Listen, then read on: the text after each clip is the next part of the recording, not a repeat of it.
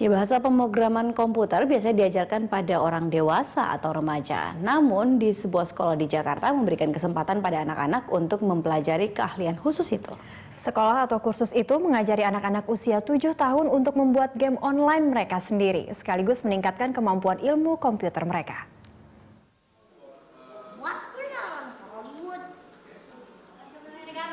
Anak-anak ini menghabiskan waktu libur mereka dengan bermain komputer. Bukan hanya bermain video game, tapi mereka tengah membuatnya. Mereka mengikuti kursus coding atau bahasa pemrograman komputer di kelas Coding Indonesia. Kelas atau kursus ini berlangsung selama 3 minggu, mengajarkan bahasa komputer pada anak-anak usia 7 hingga 15 tahun. Coding itu sebenarnya nggak lagi lain apa yang udah kita pelajari di sekolah, itu matematika. Dan anaknya kan belajar matematika sejak umur SD, sejak kecil kan, salah satu SD udah belajar matematika. Aritmetika, logik, ya kan, semua itu dia pelajarin juga. Nah itu yang menurut saya membuat kalau mereka udah menggunakan teknologi, kenapa nggak mereka belajar menciptakan teknologi? Kursus dibagi dalam 3 level, basic, web literasi, dan junior coding. Mereka diajarkan mulai dasar-dasar programming seperti logaritma dan logika, membuat dan mendesain website, hingga pelatihan bahasa pemrograman yang digunakan di bidang industri komputer. Tujuan akhir pelatihan, para siswa diharapkan bisa menciptakan aplikasi games dan program komputer lainnya. Buat saya skill programming itu skill yang paling dekat dengan entrepreneurship, gitu ya. Saya lulus sekolah, kalau kita lulus sekolah kita bisa coding, kita udah nggak mesti ngelamar-ngelamar sana-sini lagi. Kita bisa masuk kamar, kita kerjain sesuatu, kita buat sesuatu, kita launching. Marketnya besar sekali, yang iPhone, Google Play, yang kayak gitu-gitu ya.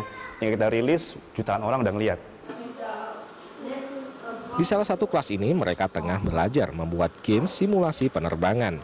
Mereka dijelaskan tentang komponen kunci dalam pengembangan games itu, seperti kecepatan dan arah pesawat, serta tingkat kesulitan dari permainan yang dibuatnya. Anak-anak ini tampak antusias meski semua petunjuk menggunakan bahasa Inggris. Salah satu siswa kursus adalah Raksa Putra. Bocah berusia 10 tahun ini telah ikut kursus selama 4 bulan.